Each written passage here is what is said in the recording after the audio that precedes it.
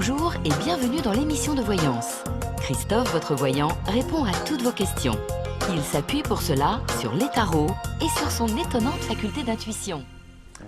Bonjour à tous et bienvenue sur le plateau de l'émission de voyance.com. Eh bien écoutez, je suis ravi de vous accueillir pour cette nouvelle émission de voyance en direct, émission spéciale puisque ce début de mois coïncide également avec la nouvelle lune qui se situe dans le signe du Bélier. Donc j'en profite pour vous souhaiter un très joli mois d'avril. Et puis, si vous n'avez pas encore écouté votre horoscope du mois, sachez que depuis ce matin, il est tout à fait accessible depuis la page d'accueil www.émissiondevoyance.com. Et la petite astuce également, c'est lorsque vous écoutez l'horoscope pour votre signe, profitez-en pour écouter l'horoscope qui correspond à votre ascendant. Ça vous permettra de faire une synthèse entre les deux et de vous donner une ambiance un peu plus précise de ce que vous allez vivre durant ce mois d'avril. Donc, comme je vous le disais, nous sommes entrés depuis ce matin dans la nouvelle lune de Bélier. Nouvelle lune de Bélier toujours active, bien évidemment. Le signe du Bélier est un signe dynamique, tonique. Donc nous allons découvrir d'ici quelques minutes l'impact de cette nouvelle lune, ce que l'on peut en attendre, quelles sont les forces et les faiblesses de cette nouvelle lune. Je pense n'avoir rien oublié dans mon introduction, donc je vais pouvoir commencer, comme je le fais depuis 12 ans, à répondre à vos questions gratuitement et en direct. Et je vais commencer par la question de Marlène. Effectivement, je comprends pourquoi vous disiez qu'il fallait que vous jouiez au loto. Vous avez besoin de savoir en déménageant, allez-vous avoir un accroissement de la clientèle, sachant que Jacques est né ici et que cela semble bloquer l'activité. Allez.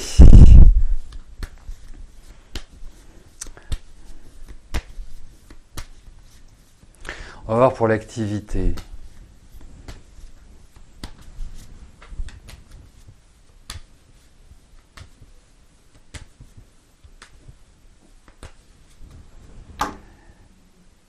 Allez, voyons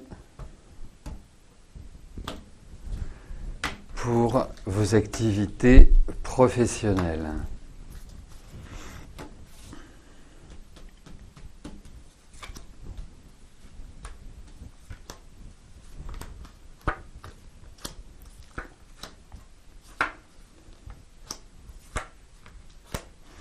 Écoutez, vous savez, je pense que si on prend Jacques et vous, ça veut dire que Jacques, à l'heure actuelle, est dans une période qui n'est pas extrêmement confortable pour déployer tous ses talents et pour développer sa clientèle.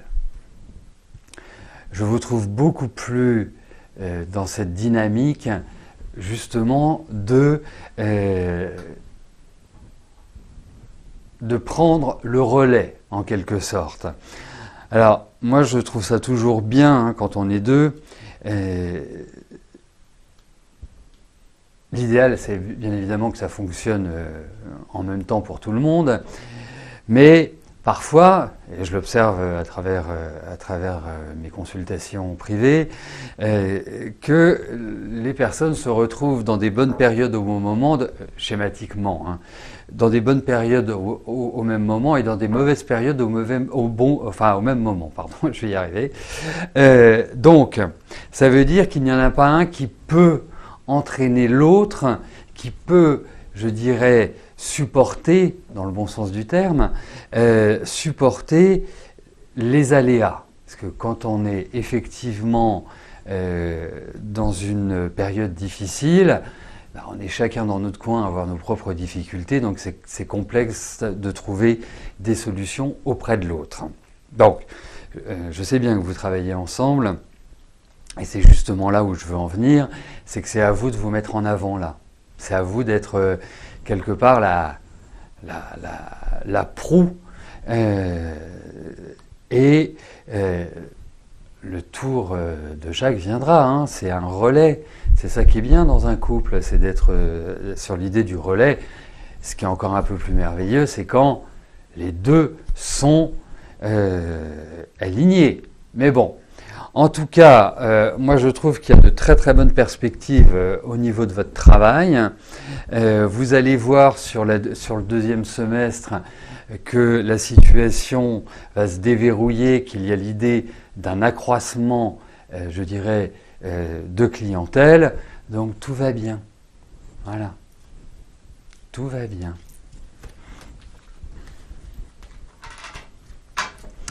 Alors, je vais valider. Alors, j'ajoute que l'émission aujourd'hui est en double diffusion, hein, aussi bien sur le compte Instagram que sur le site www.émissiondevoyance.com. Hein, donc, il y a cette double diffusion.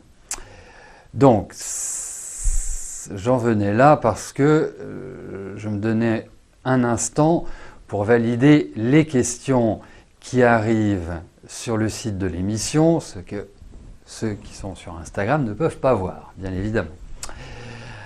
Allez, je poursuis avec la prochaine question et après j'aborderai cette nouvelle lune qui a lieu dans le signe du Bélier. Liliane, bonjour. Vous discutez depuis 3 mois avec Michel. Vous devez vous rencontrer le week-end du 7 et 8 mai. Comment cela va-t-il évoluer? Allez, regardons avec Michel.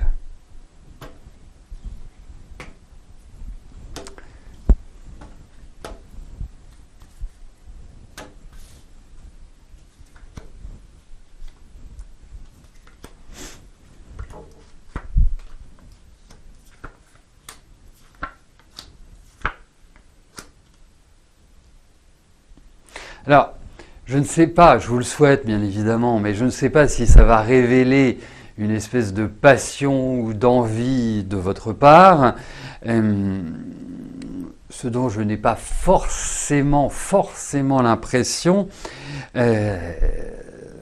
puisque je dirais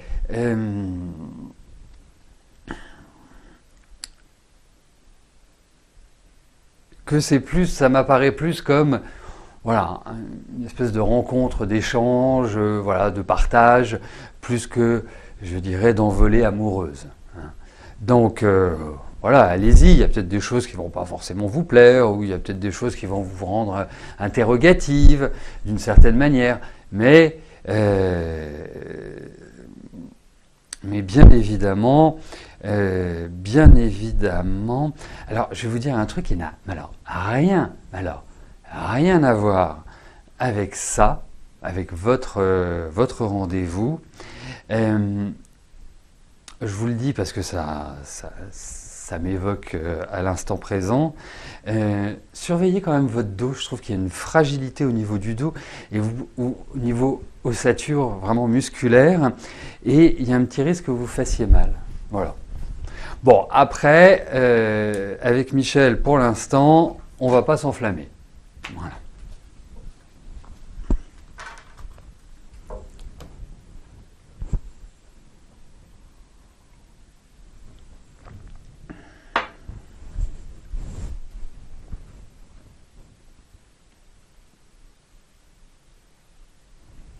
Alors aujourd'hui, nous sommes entrés depuis ce matin dans une nouvelle lune.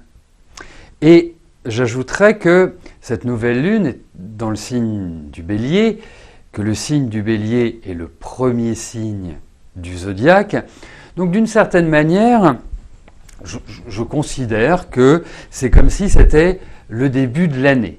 Il n'y a pas de raison, nous on commence en Europe le 1er janvier, en Asie il le commence, enfin en Chine il le commence fin janvier, en février. Donc je trouve que c'est comme si les énergies se mettaient réellement en place pour déterminer l'axe et les influx de l'année 2022. Alors, cette nouvelle lune, déjà, que représente une nouvelle lune? La nouvelle lune, astrologiquement, est un événement qui a lieu lorsque le Soleil et la Lune se retrouvent dans un même signe, au même degré. On dit que ces planètes, ou plutôt ces luminaires, sont conjoints. Et donc, une nouvelle lune offre toujours beaucoup de dynamisme, beaucoup de choses concrètes et d'inventivité. Et notamment en Bélier.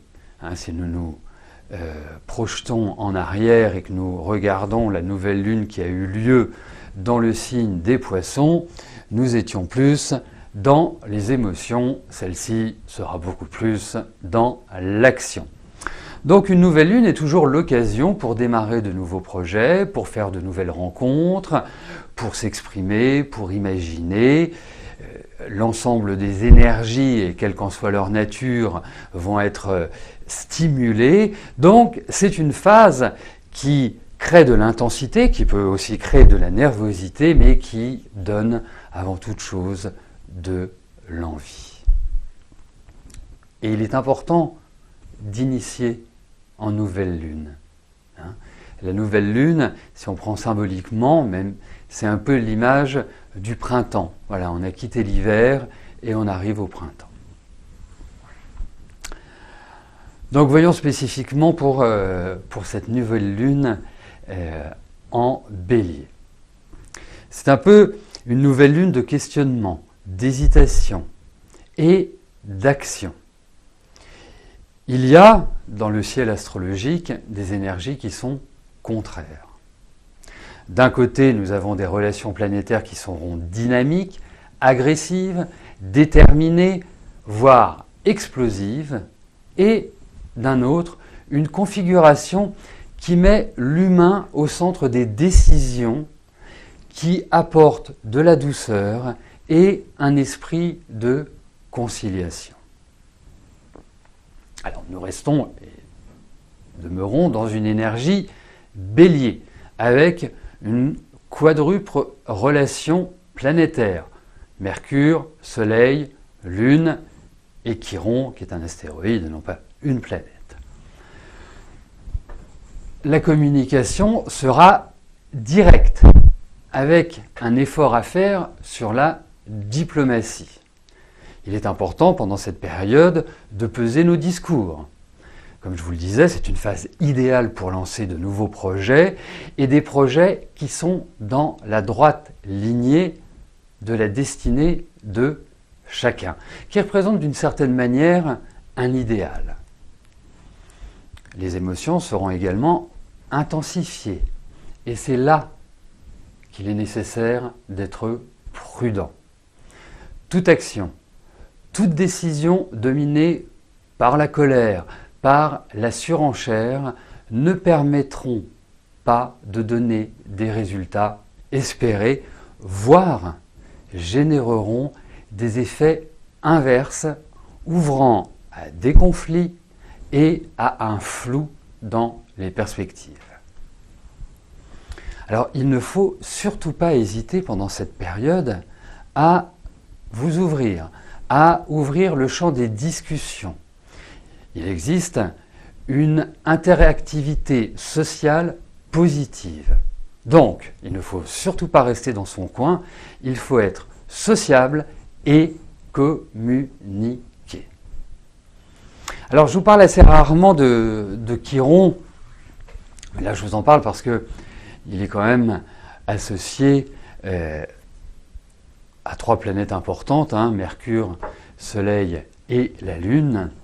Et Chiron, en astrologie, est le guérisseur. Et qui dit guérisseur, dit blessure. Alors cet aspect, donc cette quadruple conjonction, peut révéler pour une grande majorité d'entre nous la réouverture de certaines blessures. elles peuvent être émotionnelles, elles peuvent être physiques. Mais je voudrais vous rassurer parce que c'est un aspect planétaire qui doit nous permettre de comprendre, de les intégrer et de les soigner. Donc, il faut affronter ces douleurs qui peuvent être liées à un passé récent ou à un passé lointain. Ce n'est pas simplement dans l'immédiateté des difficultés et des douleurs vécues. Ça peut remonter même au niveau de l'enfance. Et là, ce sera en fonction du thème de chacun. Là, c'est dans le signe du Bélier. Donc, effectivement, il y a de fortes chances que ça affecte plus les Capricornes, les Cancers et, comment dirais-je, Capricorne, Cancer, j'en oublie un. Capricorne, Cancer, Bélier et les Balances, pardon. Les Balances, que je n'oublie pas. Les Balances de fin deuxième, troisième décan. Mais surtout, c'est quelque chose qui peut s'exprimer dans les quelques semaines à venir. Donc, il faut les affronter, comme je vous le disais, et surtout pas mettre sous le tapis ces problématiques-là. Et j'ajouterais, parce que et c'est d'où l'importance d'étudier un thème dans sa globalité, à l'heure actuelle, les énergies dominantes sont en Bélier. Si vous avez, par exemple, une maison 8 en Bélier, forcément, ça va avoir une résonance beaucoup plus importante que ce que vous avez en termes de douleur, en termes de difficulté, que si vous avez une maison 5 en Bélier. Vous voyez ? Donc, c'est à rapprocher également de votre thème. Alors, pour poursuivre sur les configurations astrales, nous avons également une conjonction entre Jupiter et Neptune dans le signe des Poissons. Neptune a la maîtrise de ce signe et Jupiter en est le deuxième maître et est exalté dans ce signe. Alors c'est une relation planétaire de douceur, d'intérêt pour l'autre. C'est une conjonction qui existe dans le thème de la Ve République. Et c'est la raison pour laquelle nous avons un système social qui est unique au monde, où nous faisons cas de l'autre, où nous intégrons des aides diverses et variées pour soutenir la population. Donc, sur le plan politique, je pense, et je le dis quand même depuis quelques mois, que avec cette configuration-là, je pense que celui qui veut se faire élire doit avoir ce mode de pensée. C'est-à-dire que c'est plutôt quelqu'un qui va nous parler de social, d'aide, de soutenir ceux qui en ont besoin. Hein. Il n'est pas utile de rappeler que en France, nous avons quand même 10 millions de personnes qui vivent sous le seuil de pauvreté. C'est quand même assez important. D'ailleurs, ça pourrait être bien un jour de faire un téléthon pour les personnes qui sont vraiment nécessiteux. Mais je pense que la personne qui se fera élire, donc après chacun regarde ce qu'il appelle du social, mais je pense que la personne qui se fera élire sera dans cette dimension-là. Donc, vous l'aurez compris, entre des aspects extrêmement toniques, dynamiques, il va falloir un dosage entre l'action individuelle, voire individualiste, et la notion de partage et d'échange. Vous avez un projet qui vous tient à cœur, ne tergiversez pas, foncez. Ce projet a une dimension humaine, c'est encore mieux car vous arriverez à fédérer. Cette nouvelle lune met également en évidence le fait d'avoir à abandonner des attitudes, des relations, des situations de vie, celles qui sont devenues obsolètes ou qui sont tout simplement sur une phase de déclin. l'idée maîtresse est de renouveler en s'appuyant sur l'existant. Ce qui est intéressant dans cette nouvelle lune, au-delà de ce que je viens de dire, bien évidemment, ce qui est intéressant, c'est que nous n'avons pas d'aspect hyper violent. Hein. Bon, si certains astrologues écoutent mon intervention, ils vont se dire oui, mais il y a un carré entre Uranus et Mars. Voilà, moi j'ai appris à prendre des orbes. Les orbes, c'est l'écart entre deux planètes, des orbes peu larges pour que l'aspect ait son essence maximale. Donc, les seuls aspects que nous aurons qui sont un petit peu difficiles, ce sont des aspects aux nœuds lunaires. Hein. À l'heure actuelle, l'axe des nœuds lunaires, nœud nord en taureau, nœud sud en scorpion. Je rappelle que les nœuds lunaires sont des points fictifs et sont des points qui, schématiquement, le nœud sud, c'est d'où l'on vient, le nœud nord, c'est notre but de vie. Il y a d'autres choses associées, mais on va faire simple aujourd'hui.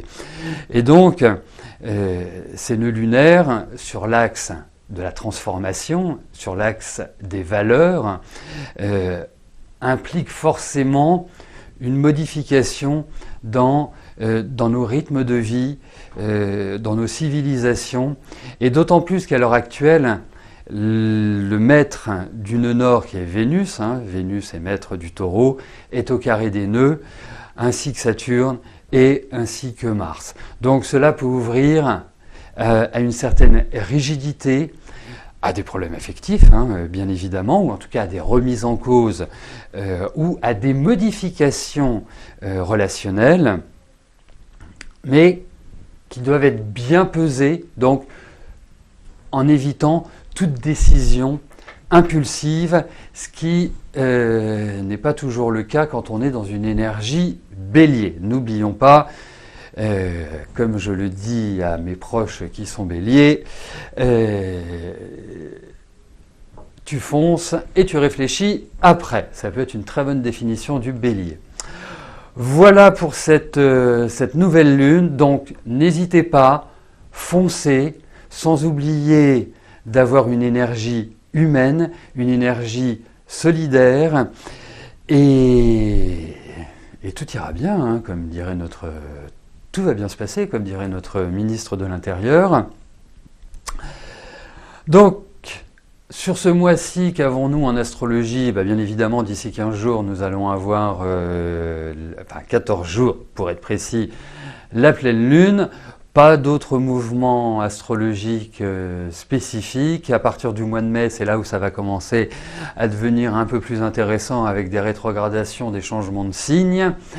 Vous pourrez bien évidemment retrouver cette intervention sur Instagram dès que j'aurai terminé l'émission, sur le site www.émissiondevoyance.com dès demain matin, sur notre chaîne YouTube, sur notre page Facebook.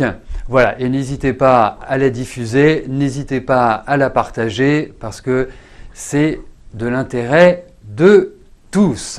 Voilà, et c'est aussi une des notions de cette nouvelle lune, l'être humain est important.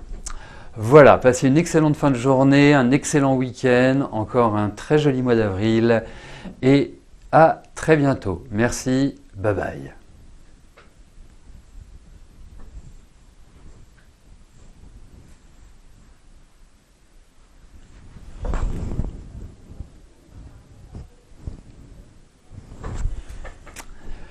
Voilà.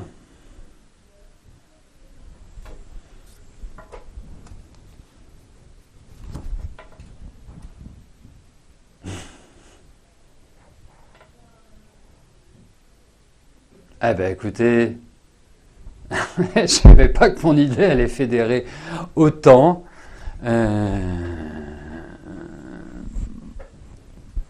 Sur le Téléthon, mais ouais, moi je trouve, objectivement, je trouve que ce serait une bonne idée. Ah bah ça, un Téléthon bonne humeur. puis un téléthon anti-égoïsme, un téléthon qui serve vraiment à quelque chose. Ah bah oui, bien sûr, bien sûr. Ou un téléthon pour payer les conseillers de nos dirigeants. Ça pourrait être aussi intéressant. Voilà, hein, donc il y a plein de télétons à faire. Vraiment. Plein. Bon allez, je vais poursuivre avec vos questions. Il nous reste un petit quart d'heure. Allez, Liliane, c'est fait. Je passe à la question d'Annette. Annette, bonjour. Un astroton. Un astroton. Alors, vous avez rendez-vous le 14 avril avec une gastro-entérologue. Va-t-elle vous prescrire une coloscopie?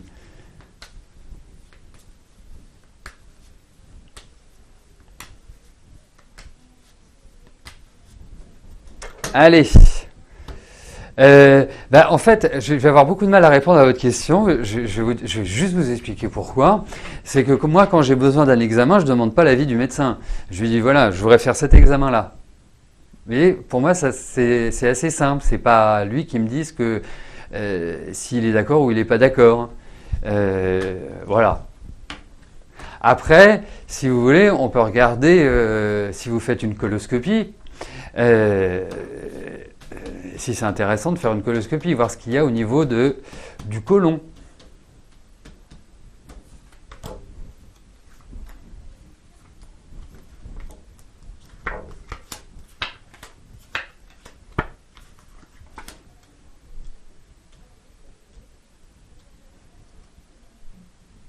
Écoutez, moi je vais vous dire une chose, faites une coloscopie, voilà. Au moins, ça a le mérite d'alléger la tête, dans votre cas, hein, je parle, parce que effectivement, il y a cette idée, il peut y avoir cette idée de problème digestif, hein, mais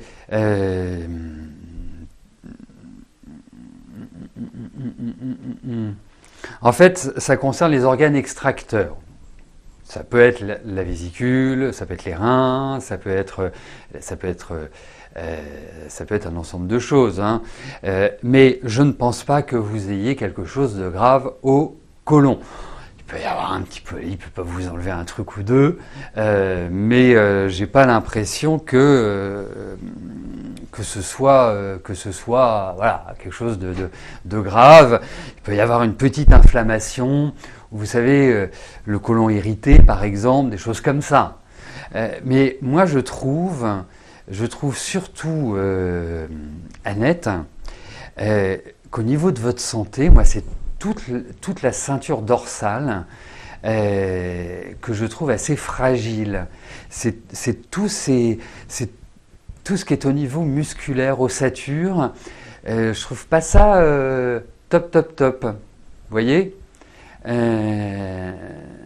Donc, vous n'avez pas envie de la faire? Bon, c'est rien. Ah bah oui, c'est vrai que c'est enquiquinant, sans vouloir utiliser un autre mot.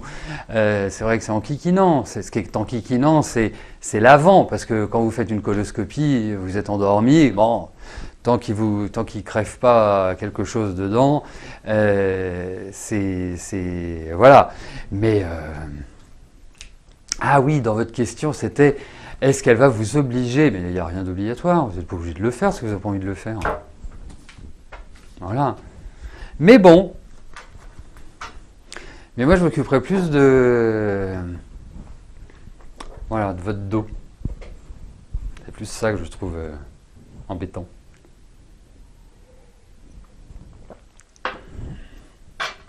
Allez, vous en faites pas. En plus, enfin, pour moi, au niveau du côlon, il n'y a rien de gravissime. Mais bon, vous savez, il peut y avoir un tout petit truc qui vont enlever et vous en parlez plus. Voilà. Oui, c'est la préparation qui est embêtante dans la coloscopie. C'est clair, nous sommes d'accord. Véronique, bonjour. Ah non, je vais déjà répondre à la question de Victor. Victor, bonjour.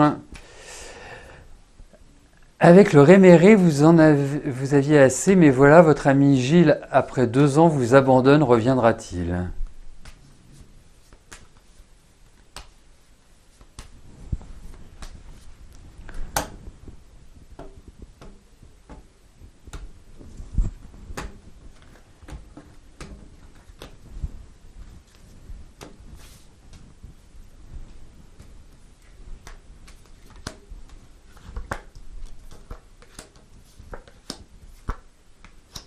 Mais qu'est-ce qui s'est passé? Vous êtes fâché ou vous avez été en désaccord sur quelque chose? Parce qu'il y a comme du rififi dans ces cartes-là. Comme s'il y a une espèce de raideur qui avait...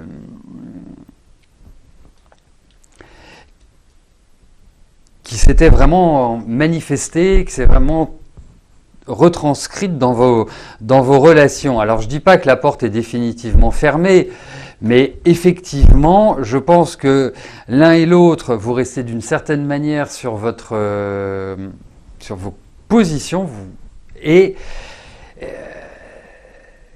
c'est sûr que ça permet pas forcément de retrouver une énergie hyper positive. Donc dans l'immédiat, je vous dirais non. Je pense que la porte n'est pas définitivement fermée, mais là, c'est pas forcément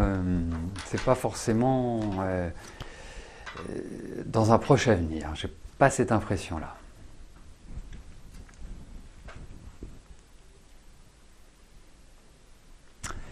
Donc, Véronique, bonjour. Votre sœur a coupé les ponts avec vous, vous ne savez pas pourquoi. Est-ce qu'elle vous reparlera un jour? Ben, décidément, c'est la...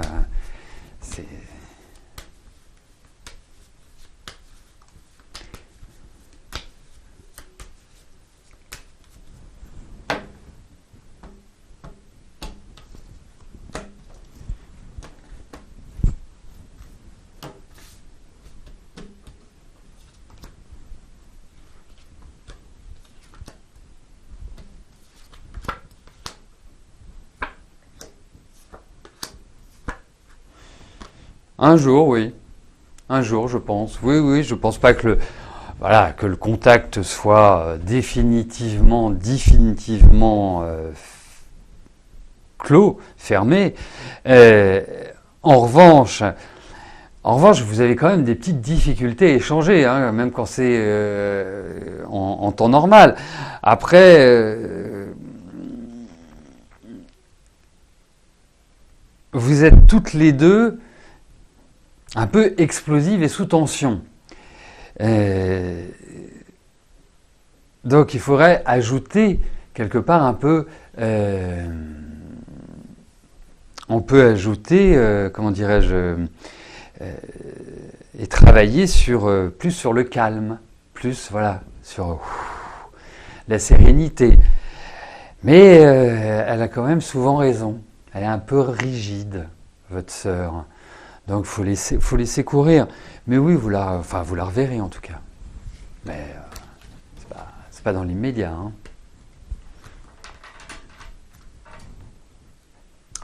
Armel, bonjour.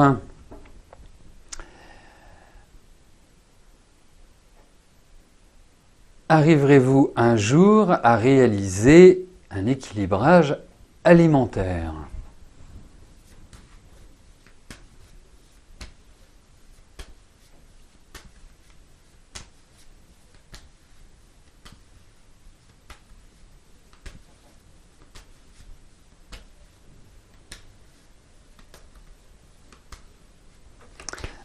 Allez, voyons pour l'alimentation.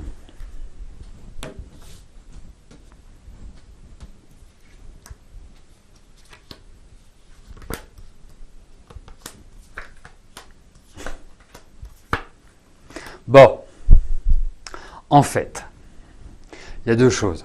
Oui, vous pouvez tout à fait y arriver, vraiment indéniablement. Vous devez juste introduire dans votre nutrition, dans votre nourriture, le plaisir. Parce que j'ai quand même l'impression qu'il y a un peu de gourmandise. où vous avez 2-3 trucs, voilà, je ne sais pas si c'est le chocolat ou autre, mais en tout cas, il y a des choses que vous aimez bien et qu'il ne faut pas enlever. Après, il y a peut-être aussi une question de nervosité intérieure qui fait, ou d'agitation. Mais oui, vous pouvez tout à fait y arriver. Je pense aussi que vous pouvez y arriver avec quelqu'un. Pas forcément seul, ça ne veut pas dire que vous devez avoir une nutritionniste ou un naturopathe ou je ne sais quelle personne de ce métier-là, mais oui, c'est ce que je chantais, le chocolat. Mais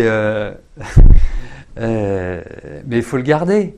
Bon, après, effectivement, hein, si vous mangez une tablette par jour, ça va être compliqué. Mais il faut le garder, il faut toujours garder les plaisirs. Toujours garder les choses que l'on aime viscéralement. Autrement, de toute façon, on ne peut pas avoir d'équilibre alimentaire. Donc, parce qu'autrement, on rentre dans la frustration. Et il n'y a rien de pire que la frustration, puisque une fois qu'on lève cette frustration, on va se jeter comme un seul homme sur tout ce que l'on aime et à haute dose. Mais je pense que vous avez besoin de discuter de ça, vous avez besoin d'échanger. Je pense qu'il y a tout un côté psychologique sur lequel il faut travailler. Voilà. Mais c'est très bon le chocolat. C'est indispensable le chocolat. Ben voilà.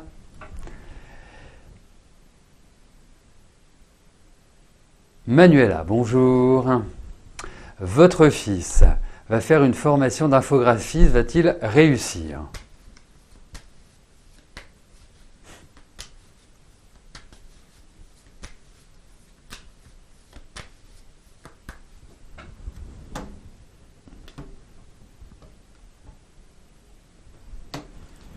Allez.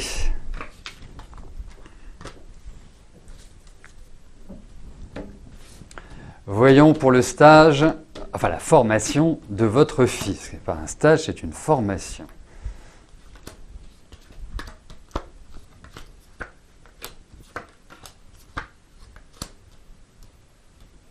Bon, je vous dirais globalement, je pense que votre fils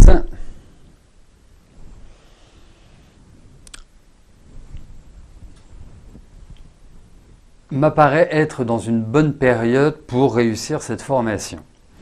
Première chose. Deuxième chose, il pourrait peut-être y avoir des changements ou peut-être qu'il va se dire tiens, est-ce que je ne ferais pas ça comme ça ou ça différemment ou je prendrais plutôt une spécialisation dans tel ou tel domaine alors que je n'y pensais pas. Enfin, il y a cette idée à l'intérieur de cette formation de changement.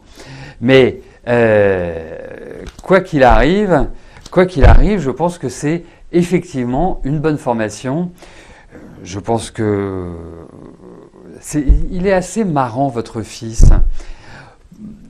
Pourquoi ? Parce que dans son énergie, je ressens quand même une énergie assez féminine d'aspect masculin, mais intérieurement, beaucoup de sensibilité, beaucoup de réceptivité. Il y a un côté un peu éponge chez lui, mais ça ne transparaît pas. Hein. C'est pas du tout quelque chose qui se voit extérieurement. Et en même temps, il y a ce besoin de prouver, il y a ce besoin d'y arriver, il y a une espèce de motivation individuelle qui est extrêmement forte. Il y a vraiment deux aspects yin et yang chez lui, avec je pense une bonne proximité avec vous, moins avec le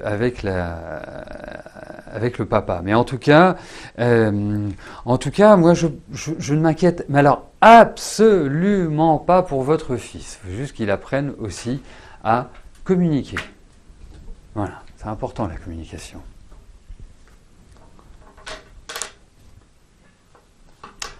Voilà, écoutez, nous arrivons au terme de notre émission spéciale Nouvelle Lune de Bélier. Je vais vous souhaiter à tous un excellent week-end, une belle journée, un très joli mois d'avril. Et nous nous retrouvons, Inch'Allah, dès mardi prochain pour notre prochaine émission de voyance en direct. D'ici là, portez-vous bien et je vous dis à plus tard. Merci, bye bye.